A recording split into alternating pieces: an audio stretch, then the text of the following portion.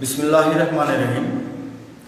Online ক্লাসে সকল অভিভাবক এবং শিক্ষার্থীদের প্রতি রইল প্রাণঢালা শুভেচ্ছা জানিয়ে শুরু করছি আজকের ক্লাস।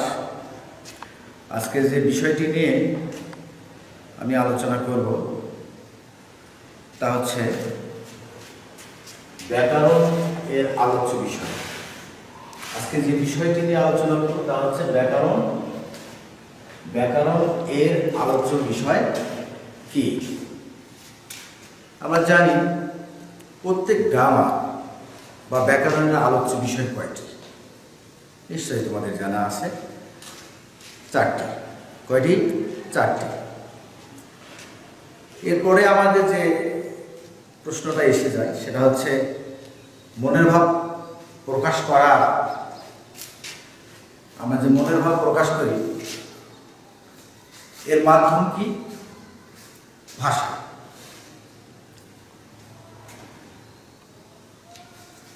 আর এই ভাষা কয়েকটি প্রক্রিয়ার মাধ্যমে সম্পন্ন হয়ে থাকে। চারটি প্রক্রিয়ার মাধ্যমে সম্পন্ন হয়ে থাকে: অর্থবোধক, ধ্বনি, শব্দ, বাক্য। এর মাধ্যমেই আমাদের ভাষার সৃষ্টি হয়। অর্থাৎ অর্থবোধক ধ্বনি, শব্দ,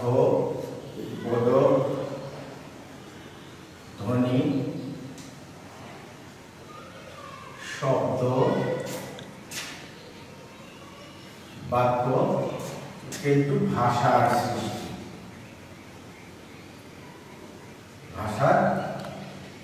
সৃষ্টি। তাহলে অর্থবোধক ধ্বনি, শব্দ, বাক্য এর মাধ্যমে ভাষার সৃষ্টি হয়। অর্থাৎ ভাষার মৌলিক চারটি অংশ রয়েছে। আমরা সেই বিষয়টি দেখি এবার।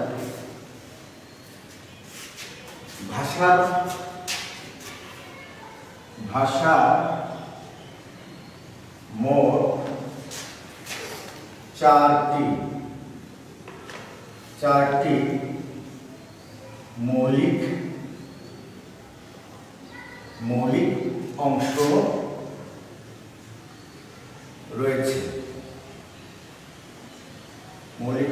রয়েছে। কি কি? নাম্বার 1, ধ্বনি। ধ্বনিতে আমরা ইংরেজিতে বলে থাকি সাউন্ড। কি বলে থাকি? SOUND, sound. 2 নম্বর কি? শব্দ।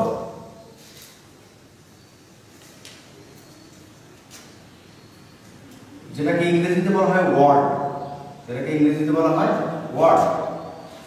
3 নম্বর কি? 3 নম্বরে আছে বাক্য। যেটা ইংরেজিতে বলা হয় সেন্টেন্স। SENTENCE, sentence. 4 নম্বরে আছে অর্থ, যেটা ইংরেজিতে বলা হয় মিনিং। MEANING। তাহলে ভাষার মোট 4টি মৌলিক অংশ রয়েছে। আর সব ভাষায় ব্যাকরণের প্রধান যে 4টি বিষয় নিয়ে আলোচনা করে, এবার আমরা সেই 4টি বিষয় দেখব।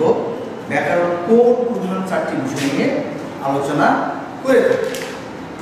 ব্যাকরণের প্রধান 4টি বিষয় নিয়ে আলোচনা করে তা হচ্ছে 1 নম্বর ধ্বনিতত্ত্ব, যেটা ইংরেজিতে ফোনোলজি বলা হয়। প্লিজ তোমরা কি বুঝতে পারছো? 2 নম্বর শব্দতত্ত্ব বা রূপতত্ত্ব, যেটা ইংরেজিতে বলা হয় মরফোলজি। 3 নম্বর বাক্যতত্ত্ব বা পদক্রম, যেটা ইংরেজিতে বলা হয় সিনট্যাক্স। 4 নম্বর অর্থতত্ত্ব, যেটা ইংরেজিতে বলা হয় সিমেন্টিক্স। বিষয়টি কি ক্লিয়ার? আমি এখানে একটু বলে রাখি যে এই অধ্যায়ের যে সকল অবজেক্টিভ টাইপ নৈবেত্তিক, কি ধরনের নৈবেত্তিক আসে সে বিষয়েও আমি একটু মাঝে মাঝে ইন্ডিকেট করব। যেমন নৈবেদ্যিকে আমরা আসতে দেখি পরীক্ষা, ফাইনাল পরীক্ষাগুলোতে, যে শব্দতত্ত্ব বা শব্দতত্ত্বের অপর নাম কি, এখানে রূপতত্ত্ব। আবার আসে বাক্যতত্ত্ব, অপর নাম কি, পদক্রম। ব্যাকরণের প্রধান কয়টি অংশ নিয়ে আলোচনা করে, ব্যাকরণের মৌলিক অংশ কয়টি, এগুলো অবজেক্টিভ টাইপের অর্থাৎ ফাইনাল পরীক্ষার মধ্যে আমাদের নৈবেদ্যিক আকারে আসে। তো যাক, এ পর্যায়ে আমরা যে বিষয়ে মূল আলোচনায় ফিরে যাই, ব্যাকরণের যে প্রধান আলোচ্য বিষয়গুলো হচ্ছে চারটা। এই চারটা ধ্বনিতত্ত্বের মধ্যে কোন কোন ব্যাকরণের কোন কোন বিষয়গুলো আলোচিত হয়, শব্দতত্ত্ব বা রূপতত্ত্ব মধ্যে ব্যাকরণের কোন অংশগুলো আলোচনা হয়, বাক্যতত্ত্ব বা পদক্রম এর মধ্যে ব্যাকরণের কোন অংশগুলো আলোচনা হয়, অর্থতত্ত্ব বা সিমেন্টিক্সের মধ্যে ব্যাকরণের কোন বিষয়গুলো আলোচনা হয়, সেগুলো এবার আমরা দেখব। আমি এটি মিশে দিলাম। প্রথম যে বিষয়টা,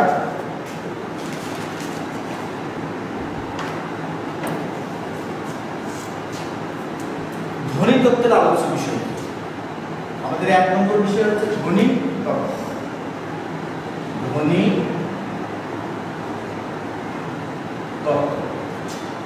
তত্ত্ব, ধ্বনিতত্ত্বের আলোচ্য বিষয় কি, আলোচ্য বিষয়গুলো কি, ধ্বনিতত্ত্বের আলোচ্য বিষয়, ধ্বনিতত্ত্বের আলোচ্য বিষয়, ধ্বনিতত্ত্বের আলোচ্য বিষয়গুলো কি, ধ্বনিতত্ত্ব ব্যাকরণের কোন কোন বিষয়গুলো নিয়ে আলোচনা করে থাকে। আমরা একটা কৌশল অবলম্বন করবো মনে রাখবার জন্য। এই কৌশলটা আমরা অবলম্বন করলে হয়তোবা আমার প্রায় প্রিয় শিক্ষার্থী বিন্দু যারা আছেন তারা হয়তো সহজেই মনে রাখতে পারবেন। যেমন যে উদাহরণটি আমরা দেবো, যেমন ধ্বনি ন এবং স এর সাথে ফিক্সিং, FIXING ফিক্সিং করব। ধ্বনি ন এবং স এর সাথে ফিক্সিং করব। এখানে ধ্বনি বলতে আসলে আমরা এই ধ্বনিকে বুঝি, ধ্বনি বলতে আসলে যে ক্রিকেট প্লেয়ার ধ্বনি আছে, যে ক্রিকেট প্লেয়ার ধ্বনি আছে, আমরা সেই ধ্বনির কথা বলছি, যে ধ্বনি ন এবং স এর সাথে ফিক্সিং করব। এখানে ধ্বনি বলতে আসলে ব্যাকরণগতভাবে ধ্বনি, ব্যাকরণগতভাবে আমরা এই ধ্বনিকেই বোঝাতে চাচ্ছি, ব্যাকরণগতভাবে ধ্বনি।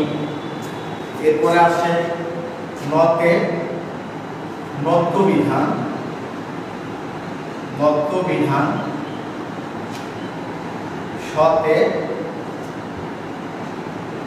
সত্যবিধান, সতে সত্যবিধান,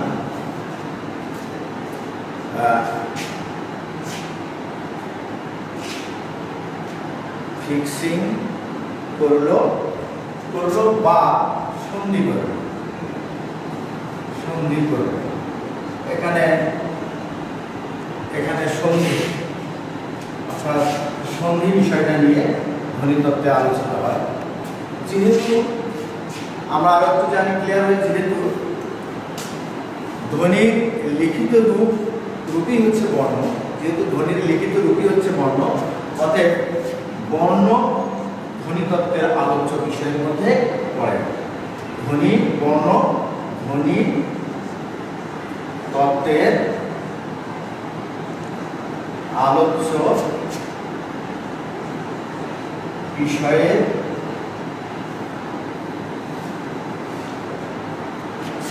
মধ্যে অন্তর্গত। বিষয়টি ক্লিয়ার আছে?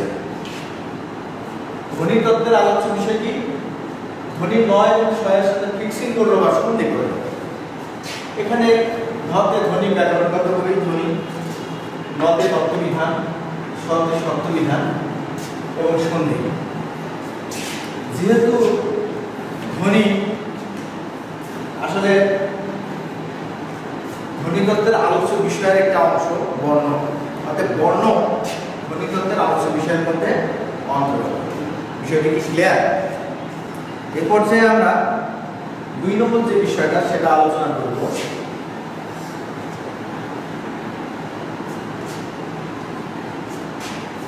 সেটি হচ্ছে বাক্যতত্ত্বের আলোচ্য বিষয়গুলো। আসলে বাক্য তত্ত্বের আলোচ্য বিষয়সমূহ কি? বাক্যতত্ত্বের আলোচ্য বিষয়সমূহ কি? বাক্যতত্ত্ব ব্যাকরণের কোন বিষয়গুলো নিয়ে আলোচনা করে? এবারও আমরা একটা কৌশল অবলম্বন করব এবং সেই কৌশল বা উদাহরণের মধ্য দিয়ে আমরা জানার চেষ্টা করব যে বাক্যতত্ত্বের আলোচ্য বিষয়গুলো কি। যেমন জবাব আবার একটাই উত্তর। যেমন কি? জবাব বাবার একটাই উক্তি। জবাব বাবার একটাই উক্তি। যতে যদি চিহ্ন, বতে যতে যদি চিহ্ন, যতে বতে বাক্য, আবার এই বতে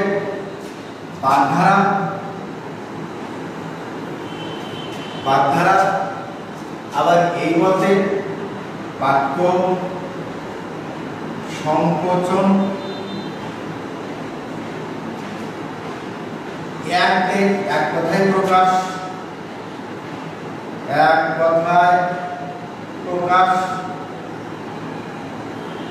এবং উক্তি।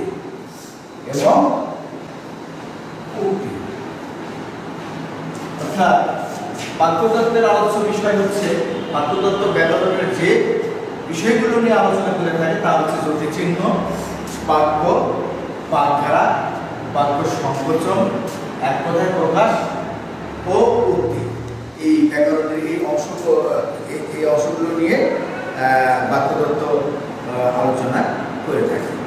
এ পর্যায়ে আমরা পরবর্তী যে আমাদের যে বিষয়টা আছে সেটা হচ্ছে অর্থতত্ত্ব। অর্থতত্ত্বের আলোচ্য বিষয়সমূহ কি? এবার আমরা সেটা দেখব। অর্থতত্ত্বের আলোচ্য বিষয়। অর্থতত্ত্বের আলোচ্য বিষয়। অর্থতত্ত্বের আলোচ্য বিষয়। অর্থতত্ত্ব কোন বিষয়গুলো নিয়ে আলোচনা করে? ব্যাকরণের কোনো বিষয়ে যদি অর্থ সম্পর্কিত কোনো তথ্য থাকে তাহলে সেটি হবে অর্থতত্ত্বের আলোচ্য বিষয়। যেমন শব্দার্থ,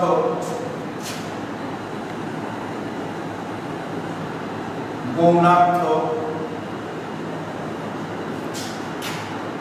বাচ্যার্থ,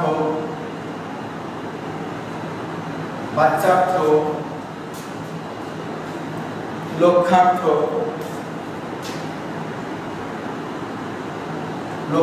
অর্থাৎ বিষয়টি ক্লিয়ার করার জন্য আমি বলতে পারি যে যত অর্থবোধক শব্দ আছে, অর্থাৎ পারিভাষিক শব্দ, সমার্থক শব্দ, বিপরীতার্থক শব্দ, একই শব্দের ভিন্নার্থ প্রয়োগ, একই শব্দের ভিন্নার্থ উচ্চারণ ইত্যাদি। এরপরে যে বিষয়টি নিয়ে আলোচনা করার বিষয় সেটি হচ্ছে রূপতত্ত্ব বা পদক্রম। রূপতত্ত্ব বা পদক্রম। শেষ করে দেন। রূপতত্ত্ব বা পদক্রম, অর্থাৎ রূপতত্ত্ব বা পদক্রমে ব্যাকরণ কোন বিষয়গুলো নিয়ে আলোচনা করে। এখানে আমি যে বিষয়গুলো উল্লেখ করতে চাই তা হচ্ছে সমাস, প্রত্যয়, বিভক্তি, সমাস, প্রত্যয়, বিভক্তি, অনুসর্গ, উপসর্গ, উপসর্গ, কারক ও বিভক্তি এবং কারক। অর্থাৎ পুরুত্তত্ব বা পদক্রমে ব্যাকরণ সমাস প্রত্যয় বিভক্তি অনুসর্গ উপসর্গ ও কারক নিয়ে আলোচনা করে থাকে। তো আমি সবাইকে অনলাইন ক্লাসে আবারও সবাইকে স্বাগত জানাচ্ছি। ক্লাসটি কেমন লাগলো জানি না, আমি চেষ্টা করেছি ভালোভাবে উপস্থাপন করবার জন্য। সবাইকে আবারও ধন্যবাদ জানিয়ে আমি আমার ক্লাসটি শেষ করছি। ধন্যবাদ সবাইকে, আবার ধন্যবাদ জানিয়ে শেষ করছি।